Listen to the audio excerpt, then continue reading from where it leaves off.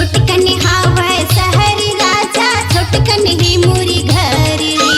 छोटकन हावै शहर राजा, छोटकन ही मोरी घर रे।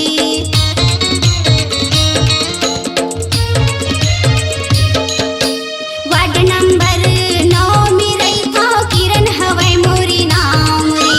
वार्ड नंबर 9 में रहिथा किरण हवै मोरी नाम रे। पूछत आबे खोजत आबे, पूछत आबे खोजत आबे, मोरी गली मोरी नाव रे, नाव रे। थानी खमरिया गावी ही राजा, भूमि लया बेतवार की। थानी खमरिया गावी ही राजा, भूमि लया बेतवार की। किरण किरण मोर नाम ही, किरण किरण मोर नाम ही, किरण किरण मोर नाम ही, किरण किरण मोर नाम ही। चाय पिया दे समोसा खवा दे, चाय पिया दे समोसा खवा दे, चना चटनी डाल के, डाल के।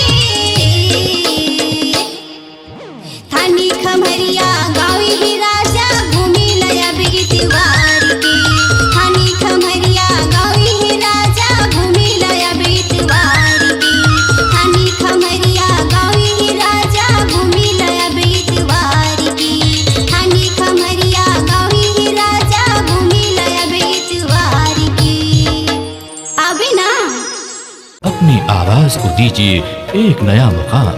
डिजिटल रिकॉर्डिंग की दुनिया का जाना पहचाना नाम स्वरांजलि, जहां गूंजती हैं ध्वनियां अपनी माटी की सौंधी सुगंध के साथ। छत्तीसगढ़ी संगीत के विविध रंग जो पहुंचाते हैं पूरे प्रदेश में डिजिटल रिकॉर्डिंग के संग।